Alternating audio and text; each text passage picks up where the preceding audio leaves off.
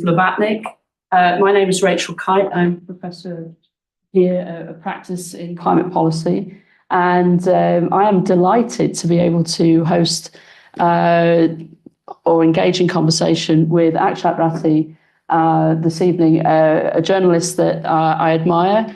Don't always necessarily agree with every point that he makes, but we have a wonderful relationship, and he's made, I think, a big difference to the quality of reporting on the subjects in his book, which we'll get to in a minute. He's also proof that a PhD in organic chemistry from Oxford can take you anywhere. And we're delighted to welcome you back to Oxford.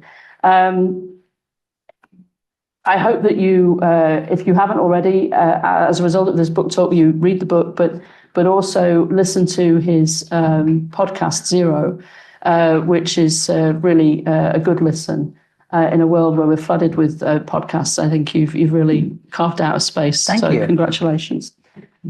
So this is my copy, which I read when it came out, and then thumbed through again in preparation for this evening. This is the American version. This is the very snazzy UK edition. But it is a book that is hopeful. Climate Capitalism, but it's a hopeful book with a series of, I think, really interesting vignettes about people who are on the leading edge of capitalism's response to the climate crisis. And maybe to start off, so what I'll go through, we'll have a little chat and then we'll open it up, because I think your questions will be really perhaps more interesting than mine. But this must have taken you a couple of years to write. You published it last year. Every day, right, the news is dominated, or there is a news story about financial sector response or risk or tragedy or extraordinary, 1 in 1,000-year event, whatever it is. What made you write this book then? And I suppose the next question would be, to the present day, has anything really changed? Would you write the same book again today? Yeah, well, thank you for having me, Rachel. And, over the years we've talked, and students here, at least those of you who are in our class, are quite lucky, because Rachel's insights are very valuable, and she's very concise in her criticism, or sometimes insight, which is very useful as a journalist. Now, as somebody writing a book, this is my first book, there's always a risk that you close a book and it takes about a year after it's been closed to be out there, that something may change, something fundamental may go wrong. And so in the process of writing it, I had to think very hard about what is it that will survive? What are stories that would survive? What are lessons that you can draw regardless of, the kinds of events that might change it? So that was the process in trying to write it. The good news is, even though it's been 2 years since, I closed it in July 2022, the events that have happened, both good and bad, have only strengthened the argument. So, you can't be sure, but to me, the core of the argument is that we are in an economic system that is driven by capitalism, by private ownership, by profits. The form of capitalism is different in different countries, but it is the dominant economic system. And we are starting to see examples all around the world on how this system, which can be very misaligned with climate, can be made to align with climate. And so I have many of those examples here, but more have come in the period that I have been, not writing the book. The Inflation Reduction Act, for example, I mention it in the book because it just passed, but we didn't really appreciate the weight of what the US government, the largest economy in the world, taking climate seriously, could do to the politics, to the economics of the transition. Similarly, I don't have the right-wing push that we are seeing here in Europe or in some other parts of the world where, because of that, climate is becoming a wedge issue. But I do have places like Australia where we've seen the opposite happening, where we go through the story of how a conservative government was replaced by a left-leaning government, and now they're taking climate seriously. So the back and forth happens in politics, but I feel like the fundamental thesis still stays. So in the book, you attribute sort of different sort of leading edge pushes, right, to different archetypes and to different people. And I was struck that many of the winners,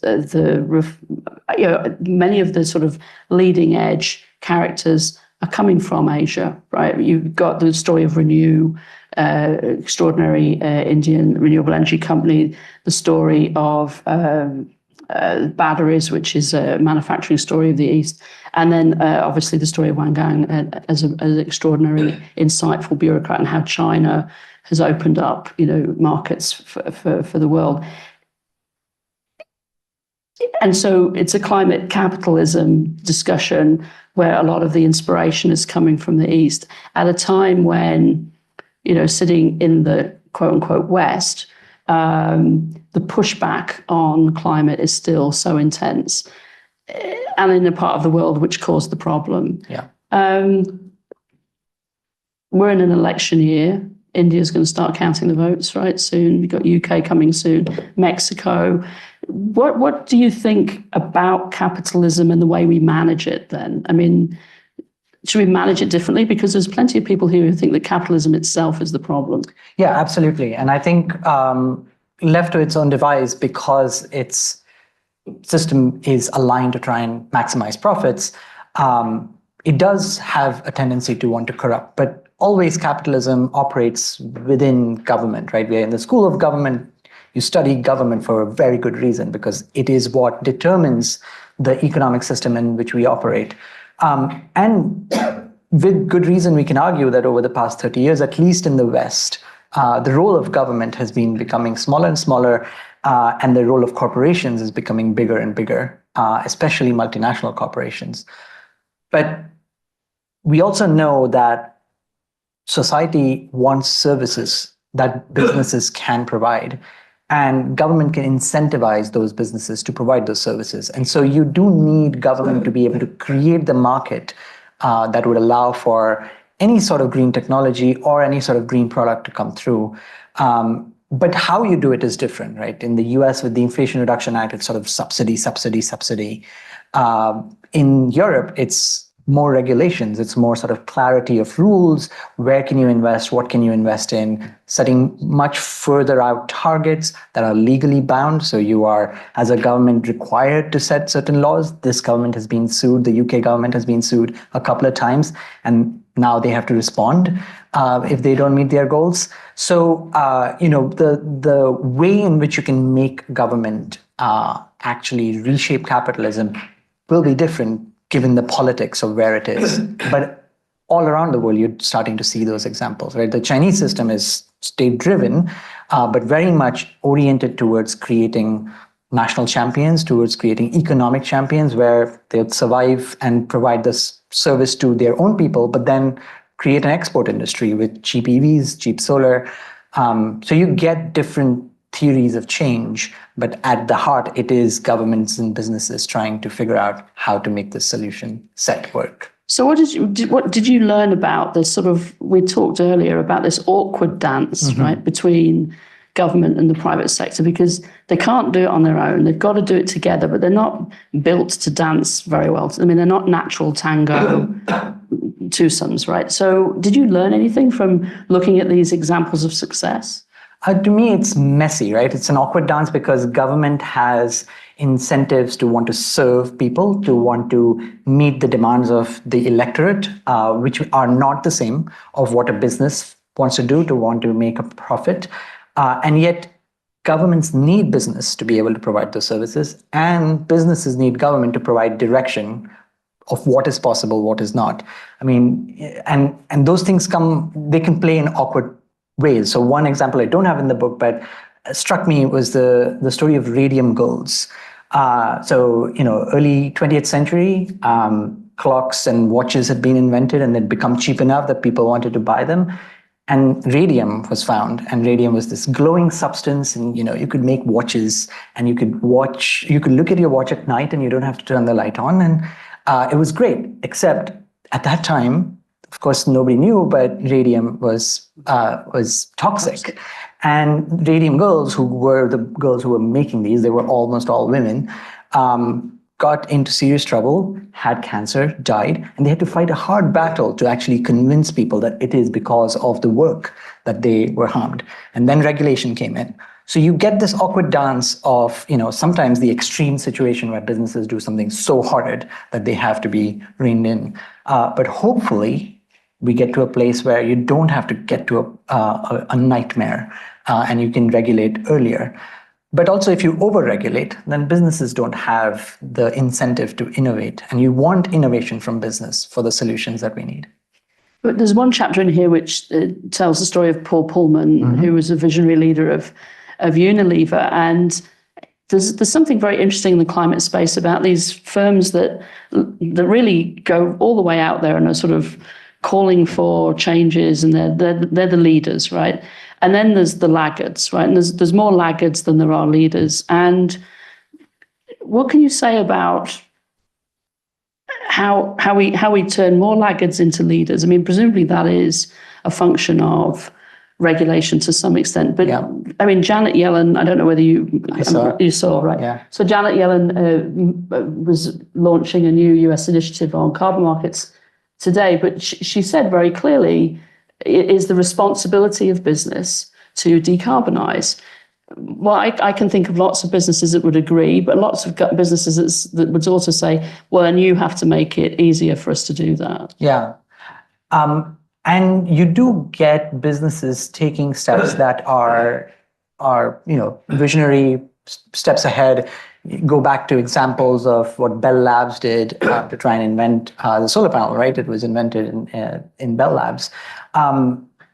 There are places where businesses can take their own initiative and do things that are transformative, but that is not the natural state of business. Unilever is an exceptional story because of that, because as a fast-moving consumer goods company, it serves 2 billion people every day, right? Its products in some form, you probably brush your teeth with its toothpaste this morning. But in trying to provide services to 2 billion people, they also have supply chain that come from hundreds of millions of farmers and in so many different places around the world. So Paul Pullman told me this story, which didn't end up in the book, but he said, we are big producers of ice cream, make a ton of profits in ice cream. Over the past 10 years, during heat waves, our ice cream sales have gone down, not up, because heat waves are becoming so extreme that people don't go out to buy ice cream anymore. And so you've got the sales that are getting affected. And of course, the supply chain of, droughts, floods, famines that are affecting where milk and where vanilla comes from. And so if Unilever weren't taking the steps that it had and hadn't become an exceptional leader, eventually those businesses will be forced to act. And when they start acting on their own, are they going to be able to solve the problem? Which is when they turn to government and they ask governments, create a level playing field so that we all can compete, because we understand how to compete, but you have to define the boundaries in which we compete. So when I read the book, when you kindly sent me a copy when it first came out, see, I've annotated. I put a question mark about what I called your soft middle, which was 3 profiles, which I thought you were very generous in your profiling. So one was Bill Gates, one was Fatih Birol and IEA, where I think these are unmistakable leaders, but I thought you went very easy.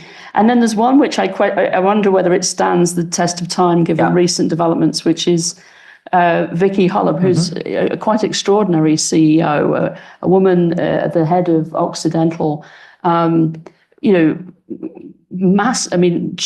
Occidental has received one of the largest subsidies under the Inflation Reduction Act. So a very nice gift from the Biden administration, but she's bundling money for the other guy now. So books always stand the test of time, but what do you think about that kind of pressure on a leader? as a scientist at heart, I studied chemistry here. To me, it's trying to focus too much on the individuals has always been a problem, right? We all stand, especially in sciences, but in fact, on everything, on the shoulders of giants. So to me, the story of an individual is only as useful as the lessons that you learn from it. And so, it's fine for me to close that story at a static time and tell you at that time what are the lessons you can learn from it. If the person goes and does horrible things, that's not my responsibility. But I'm being honest till the point that I've done the reporting. And I would say in the sort of soft side, if you take the three characters, right? Bill Gates, or take any other billionaire, billionaires have their flaws.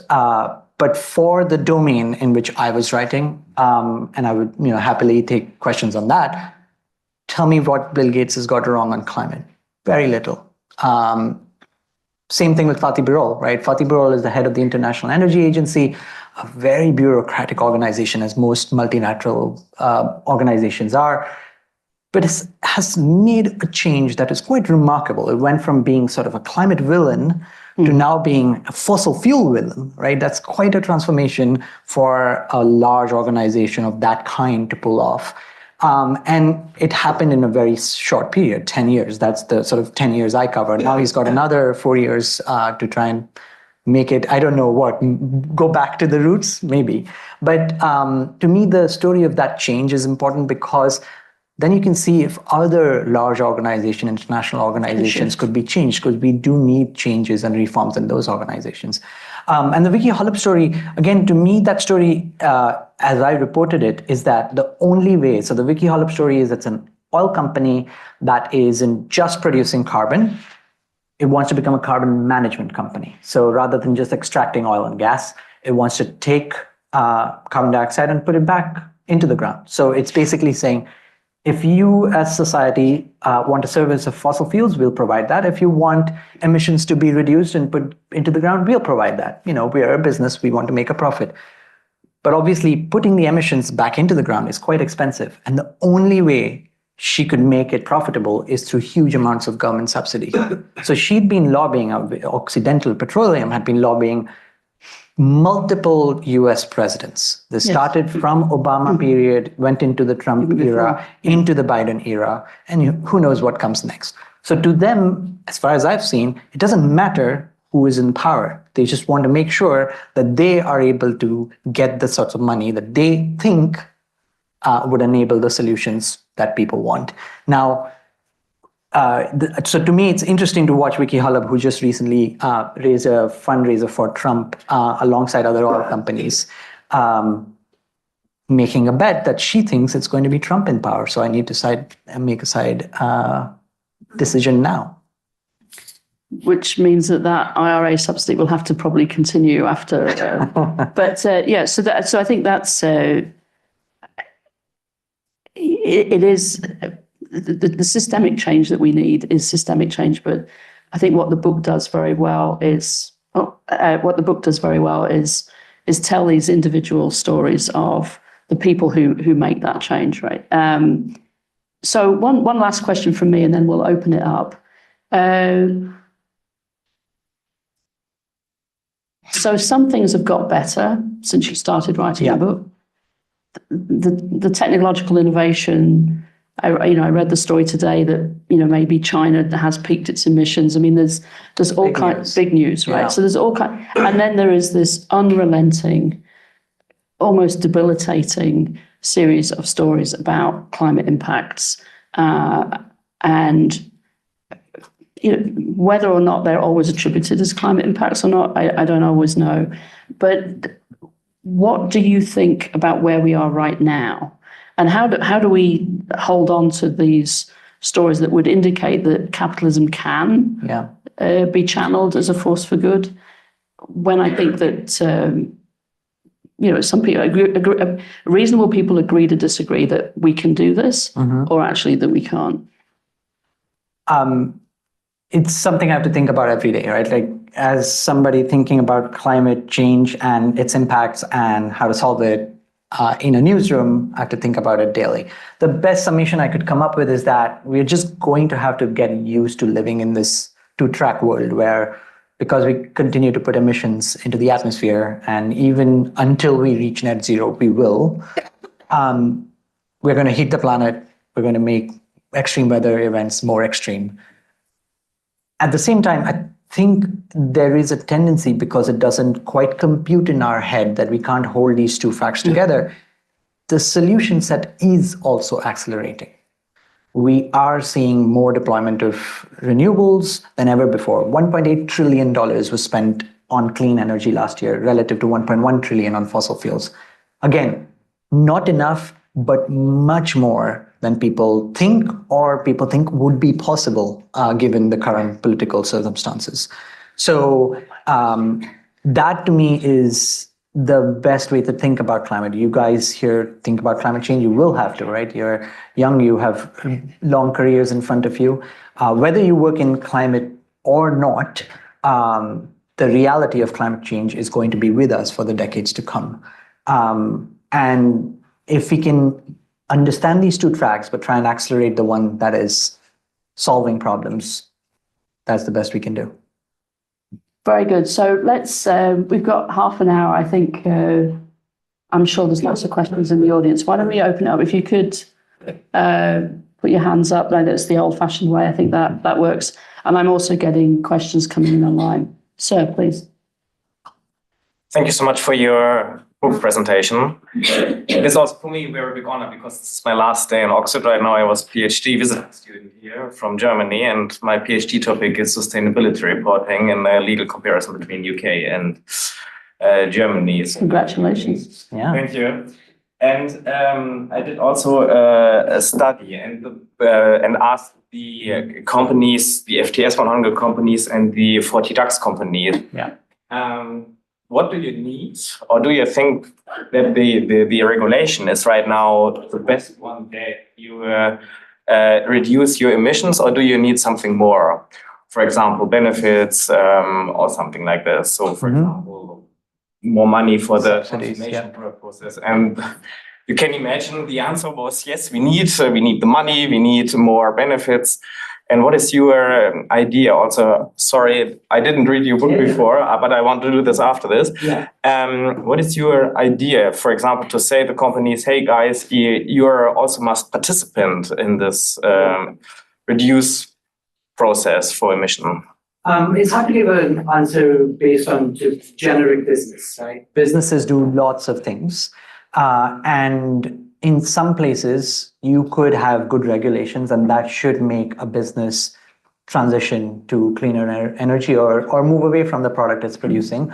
In other places, just pricing pollution, which we tend to do at a lower level than you otherwise would, because you want to not suddenly tax a system and bring it to a halt.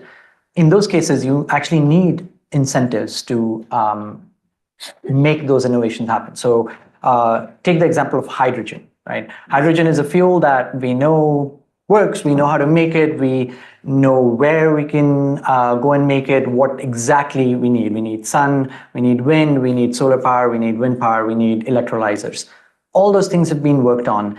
And yet, despite all the plans for using hydrogen in industry, there are very few projects that have been built on ground. And so what governments realized is that you need subsidies, because it's just too expensive to make that leap. Now those subsidies are coming in, and we may see more hydrogen projects. In other cases, a carbon price can work. So a good example is Norway, where there was a very high carbon price introduced in the 90s on specifically oil and gas emissions. And that carbon price was high enough that they found it more profitable to actually build a carbon capture plant, put that emissions back into the ground, this is 95, 98, than actually reduce those emissions. So you can do both, but you need to figure out what exactly it is that the business needs and what is the leap that they need to take. And this is why it's a hard problem, right? It's not a single policy solution that will solve all your emissions problems. So I've got a question online, which is that a lot of the changes that is needed is about human behavior, in particular our consumption patterns. Yep. So and then we get into the territory of only if it's easy to do will people make the change, right? So it has to be. So if you could just go to B&Q or whatever and buy a solar panel and just slap it on, and that would be easier than having to go get somebody to do it. And the whole heat pump discussion here and universally, right? So can you reduce consumption without asking people to fundamentally change the way that they live?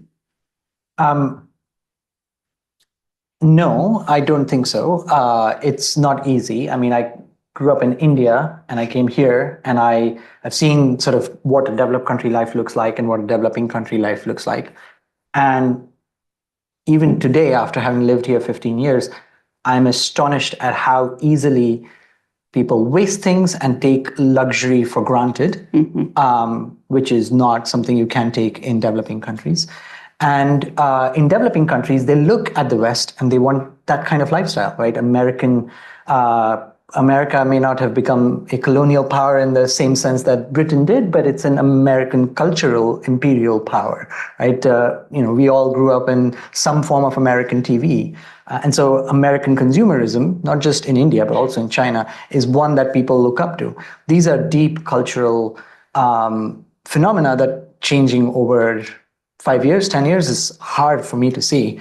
My job as a journalist is to try and figure out where within what is practically reasonably happening, where is the change happening now? So I don't see how you get people to want to consume less. But, these are also, we live in sort of uncertain, unprecedented times.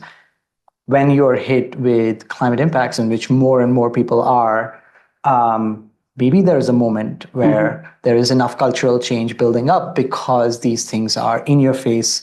And so to me, it's, there are lots of people wanting to make that a reality. There is a whole degrowth movement. Climate protesters haven't gone away despite the pandemic and despite all these laws trying to push them down. So that push and pull, to me as a journalist, is very interesting. But from a practical point of view, what is actually working right now, trying to get people to consume less is not. Other questions? Yes, please. Hi, thank you. I really look forward to reading your book after this. So I'm from Canada, and we have our hands all over a lot of the world's mining. Yeah. And there's a lot of discussion about how Canadian mining companies are well placed to take advantage of the need for critical minerals to support the transition. But of course, there's also a lot of human rights violations and really horrible activities that they do abroad without repercussions. So how can you reconcile the inevitable trade-offs and that you're in, if you take the framework, if you think capitalism will drive it, how do you ensure it doesn't become like a myopic focus on just emissions reduction? How do you incorporate justice? Yeah, very good question. And again, I think one that we all should grapple with more and more. So first, in just total amount of mined material in the world, we'll actually be mining 99% less material because most of the mining we do today is fossil fuels. And those fossil fuels also have human rights abuses attached to it, going and taking away indigenous lands right now. So you will get a total footprint of mining actually going down, which doesn't mean metals mining will go down. It will go up probably 2 times, 3 times, 4 times. And that is something, we should try and not repeat the mistakes of the past. We fortunately don't live in a colonial era anymore. And yet there are problems from that era that we're still dealing with today. If we try and apply the climate lens to all our problems today, we might end up in a green colonial era, and then we'll have problems in the future to deal with. So being more rounded and more holistic in your approach is necessary. But we're also on a timeline, right? So if you don't address climate change, you are taking people's rights away. Our freedoms go down in a world that gets hotter. And so you are playing in this fine balance where it's not an absolute. Human rights might be absolute, but whether you're trying to tackle climate change or address mining, those you can compare. And sometimes you will have to make very hard choices.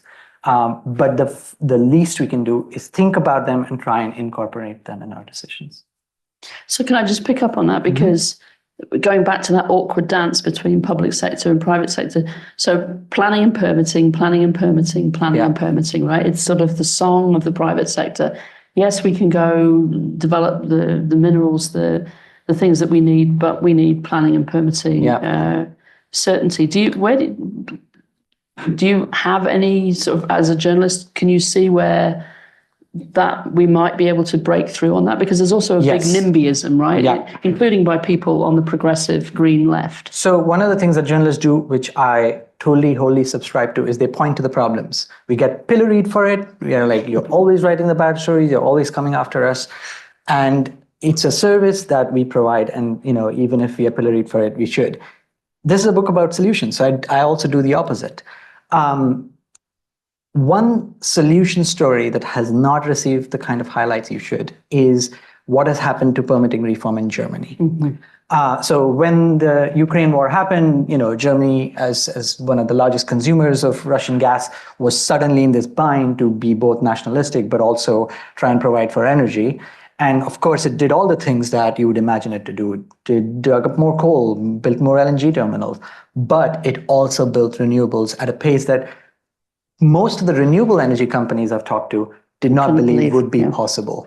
And so it's an exception right now, but it is a country we know as a European country takes all these issues seriously, cannot get away with making willy-nilly decisions about taking people's lands away. And so how did it come up with permitting reform is one that I think other countries should learn from. It's certainly doable. For a while, to me as a reporter, asking these questions, it felt impossible because no other country, at least in the West, where there's democracy and there's rule of law, was doing it right. But now we have one example. So let's learn from it and replicate it. That's a great point. Yeah. Sorry, question. Yeah, I guess to follow up on Maeve's question, I was wondering how you thought more broadly about accelerating climate action within a capitalist framework and how justice features in that, because I think a lot of the calls for kind of broader systematic economic reform are about tackling the climate crisis, but also recognizing that tackling the climate crisis provides an opportunity to address, underlying inequalities that persist in our economic system. And I guess, it seems plausible to me that you could tackle purely the emissions problem within a capitalist economic system. Yeah. I'm not sure whether you get the kind of climate justice focused solutions within that framework. And I'd just be curious to hear your thoughts on that. It's a good question. And if you look at the Intergovernmental Panel on Climate Change, which is the big body that produces these reports every 7 years, tells us where we are on climate, what's happening, but also what we must do. It's scenarios which take us to net zero, which require some carbon removal. Those scenarios are all baked in with economic growth in them.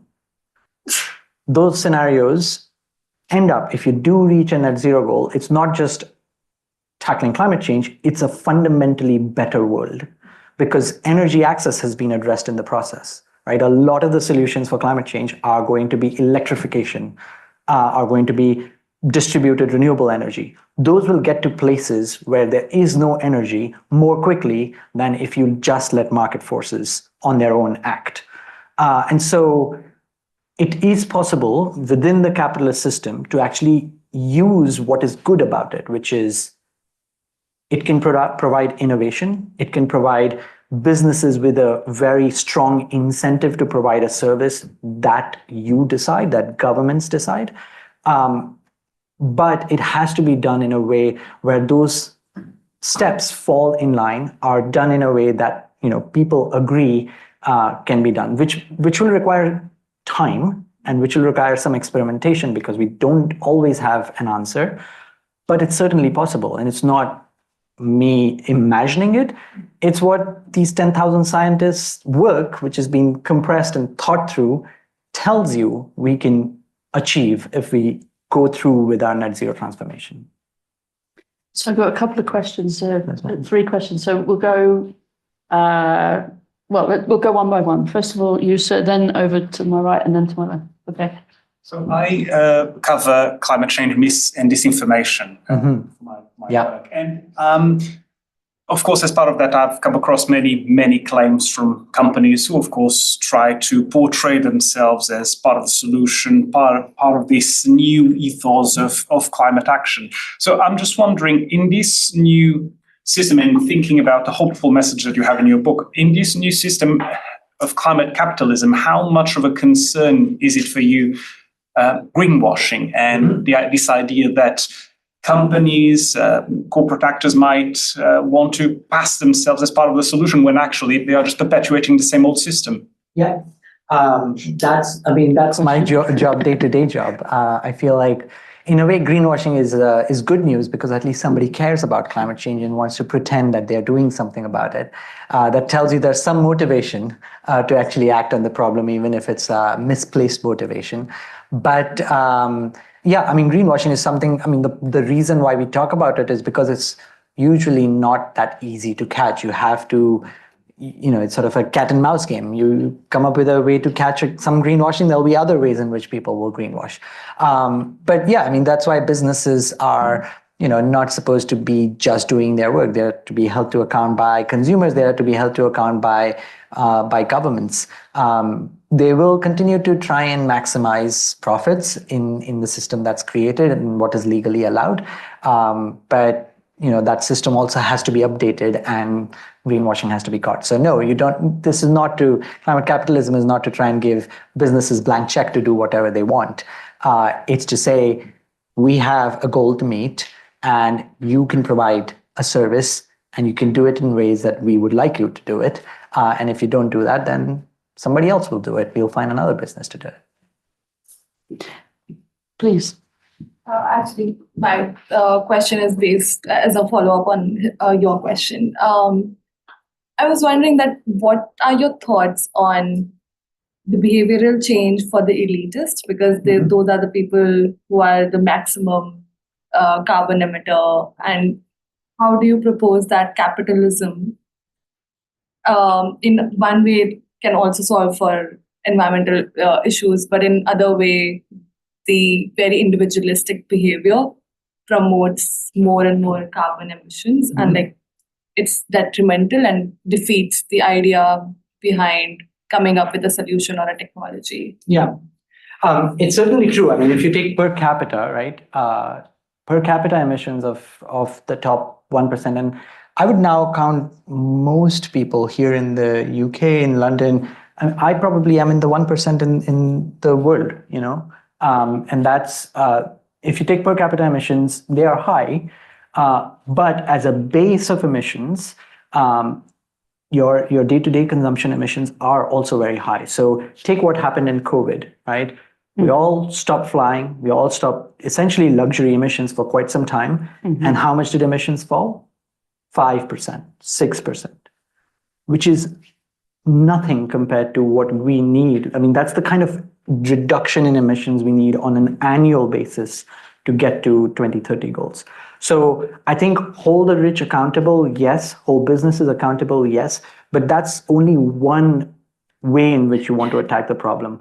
The work that this school does, that you people do when you think about government, that has way more impact than individual name and shame, which is useful, but it's only one form of wanting to get change happen. So name and shame, Bill Gates was named and shamed into divesting from fossil fuels. And he fundamentally disagreed with the principle. He said divestment doesn't work. And yet activists kept at it.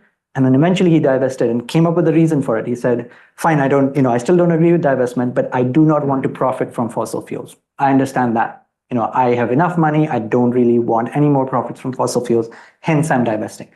You can, people need some stories to be able to tell themselves why they're taking a certain action. And so I'm not saying it's not needed. You want to have rich people be more accountable, but it's not the only thing that you need. You need so much more to be able to solve the problem. Please. Hi, Akshat, thanks.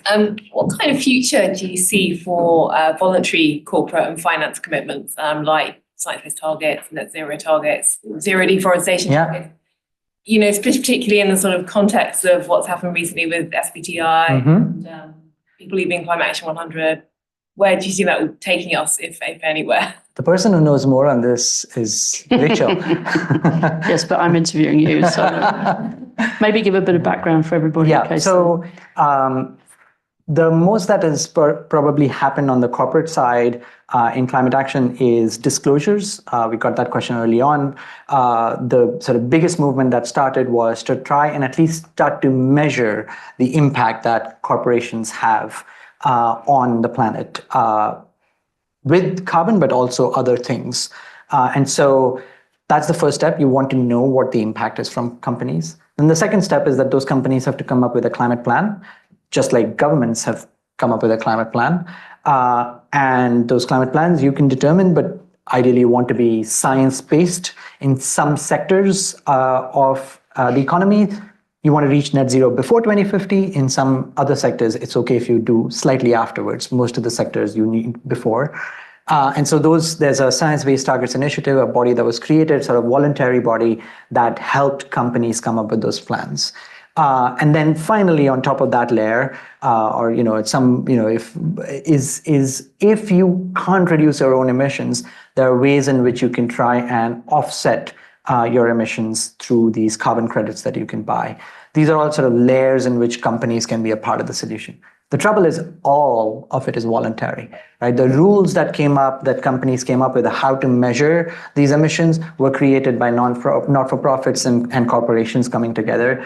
SBTI itself was created by not-for-profits. Voluntary carbon markets as they exist to try and address and buy carbon credits are all based on companies coming together and doing that job.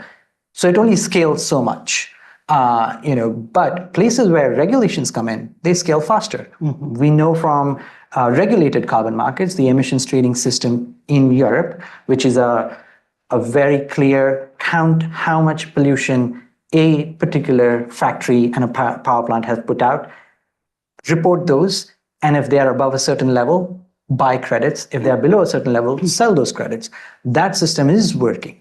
And so we know that if you have regulations, you get scaled up action, which is not to say voluntary action isn't good, because often voluntary action becomes regulation. If companies come together and already say, look, this is a system we think works, is good enough for us, and we can show it's going to reduce emissions, and go to governments and say, this is why we are happy with it, governments have a place from where they can start to regulate. So in that awkward dance of corporations and government, voluntary action has a role, but does it scale? As far as I've seen, not so much. And so eventually you need government regulation to come in. But government regulation also struggles, right? The US government tried to even get to a point of mandating disclosures and could not, because corporate lobbying stopped them from making it. In Europe, those exist. I mean, I think it's interesting. I think if you ask most people who were involved in establishing some of these voluntary, if in 2024 they thought that more governments wouldn't have regulated more, I think they'd have said no. I think people thought in Paris in 2015 that there was going to be this sort of, not a sluice gate, but a sort of, and I think that things haven't moved as fast in as many jurisdictions. And so now you've got something that was built voluntarily, to sort of drag everything is sort of hanging out there a little bit. And so how to shorten the pathway from voluntary to mandatory, I think is very important. And this happens in multiple domains. We are currently going through artificial intelligence as a hype cycle technology, and it's going through the same problem where some of these corporations are coming up with their own AI ethics panels within their own corporation. And they're like, just trust us, we'll get this right. And sometimes in the US, governments do trust them. In Europe, they don't trust them. And so now you have that awkward dance happening. So I've got a question online, which I'm going to sort of paraphrase or add a little to, which is, again, in this awkward dance, right, private sector, public sector, there are known knowns, right, and there are highly material things that need to be done. Short-lived climate pollutants, so these super pollutants, so methane, black carbon, We all know what the super very good HFCs, etc. So this would this is where your concerted action can win us 0.5 degree of warming, 1 degree of warming, depending on what we're talking about. There's been a lot of talk, action happening in some areas, but if you're facing a dilemma where you've set yourself a goal of 1.5 degrees, doesn't look like that's achievable, and there's something that you could do that is reasonably affordable that could win you 0.5 degree, why wouldn't you do it, right? So where do you think the super pollutant discussion's at, and what could you see for more private leadership there? I mean, super pollutant discussion in a way is probably one of the more hopeful ones. So at least the hyper super pollutants, let's put them that way, which is chlorofluorocarbons and now hydrofluorocarbons, so CFCs and HFCs. CFCs got banned in 1987 under the Montreal Protocol, which was an intergovernmental agreement that led to the ozone hole now starting to recover, that led to warming being avoided, but then was replaced at that time from CFCs to HFCs because HFCs did not create an ozone hole, but they were still a warming gas. And so now you have a Kigali Amendment, which is going to move away from HFCs to even more benign gases, which are used for refrigeration. That actually is a very hopeful story of governments coming together and acting on it. And perhaps they only succeeded because the pollutant itself is small in quantity, made by a limited number of corporations, and isn't one that leads itself to culture wars. So a hopeful story, but can you apply that to carbon dioxide? Probably not. Now, methane, it's interesting you call it a super pollutant. I suppose it is, right? You count it between 25 times or 80 times, depending on the period in which you're counting per ton of carbon. That is a super pollutant with very clear places where that pollution is being created. And that's in the oil and gas industry. About 40% of our methane emissions come from oil and gas emissions. They can reduce those emissions, make money doing that, and it is something that governments can regulate because it is a clear targeted industry. And so finally, after a long time, methane emissions is something we started to talk about. Right now, there have been 100 plus countries that have signed up voluntarily to these goals, but they have to translate into regulations to actually see reductions, and we are not seeing those yet. And the technology exists to track it as well. The technology exists to catch it, to see it, and to stop the flow. And the International Energy Agency has done the math. The cost of deploying them is also lower than the money you would save from just selling the gas. I think we've got time for two questions. Please, you, and then to you. Yeah, I think it's a very interesting time to be a political economist because we're observing the green transition happen in liberal democracies, but also in, say, less liberal regimes like China.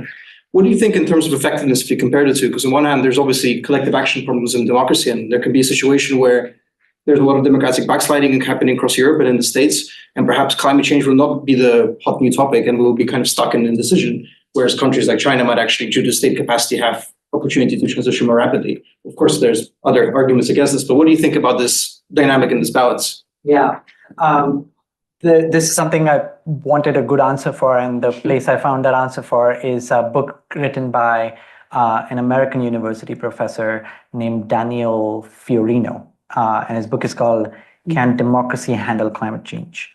And it's a very short book. It's like hundreds of pages. Really nice, quick read. Academic, but not. It's readable, very readable. So it doesn't have stories, but he basically comes down on democracy's side very strongly because of some of the questions that came earlier, which is democracies are messy, but they are more resilient because they address more of people's demands than dictatorships do. And so you get longer lasting, even if it takes a while to get there, longer lasting action. Because China is doing what it is doing, there is a sense among some who've lost hope in solutions working, we should just do what China is doing. But the green dictator fallacy, let's call it that, is really a fallacy, right? Where else is a green dictator living today? They don't.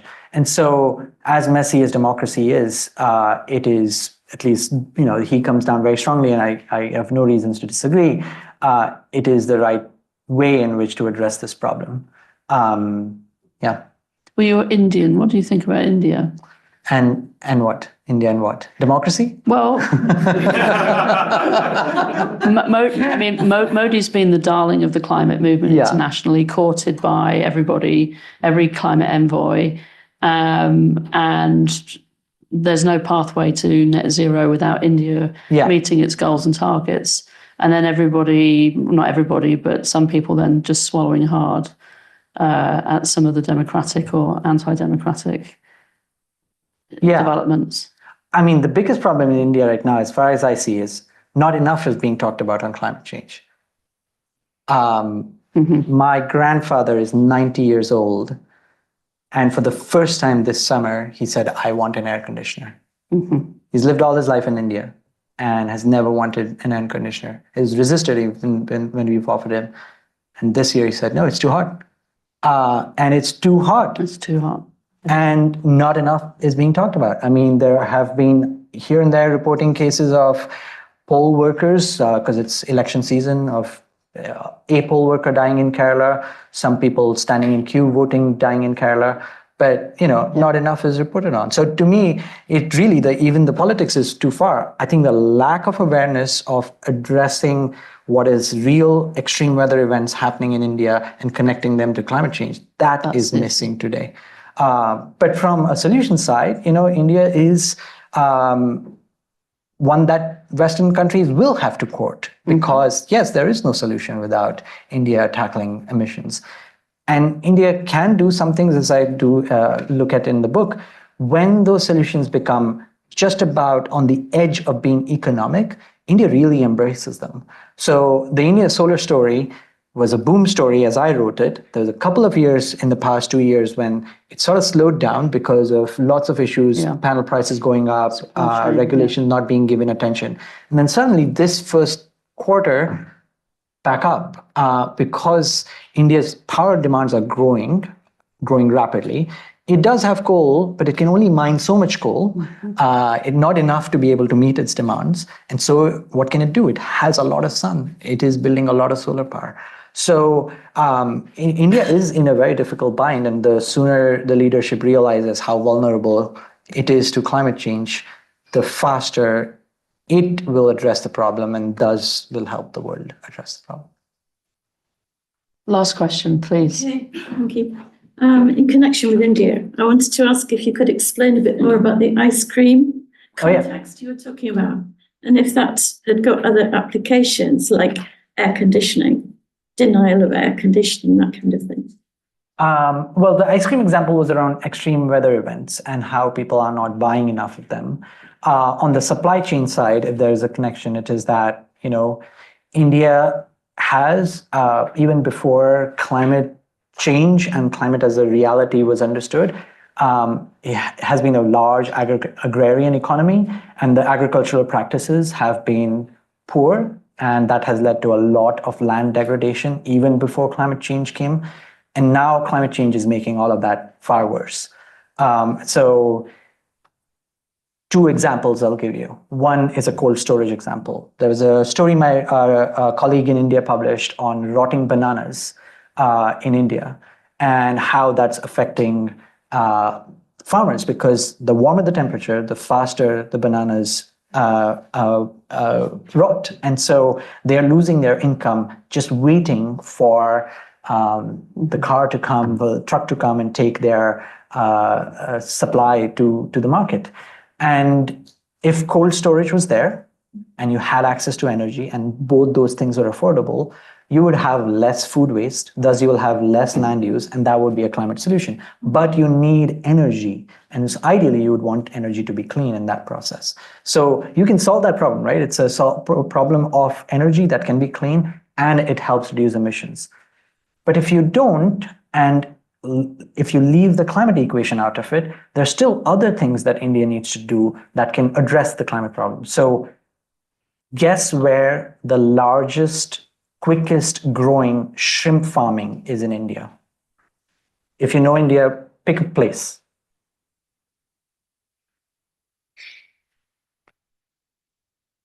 No, I don't know. You'd pick somewhere on the coast. It's in Punjab. It's in central India, far away from the seas, because government policy dictated that places like Punjab grow wheat and then rice through essentially government mandated prices. But that requires a lot of water. So then government provided them free water through redirecting rivers. Once that ran out, they started drilling boreholes and started drawing from groundwater. When that ran out, they started drilling deeper to get saltier water. And now they've turned some areas, large areas, into completely salinated soils, where the only productive thing you can do is actually turn it into a salt pond and grow shrimp. So if you, at a policy level, this is why to me the climate capitalism lens is so important. It is policy that drives capitalism. We sometimes forget, we consider these corporations to be the engines and the be all and the end all of the economy. They are not. They are run by government policy. You get policy wrong, you get capitalism wrong. You get policy wrong, you get capitalism wrong. Akshat, thank you so much. I don't know whether you've got a sequel, but there are so many other stories to tell as we try to get our arms around the climate crisis. And in a year where more of us go to the polls than don't, the choices we make maybe give us a chance at getting the policies, the politicians that we need to put the policies in place to make the capitalism work. Please welcome and thank Akshat. Thank you.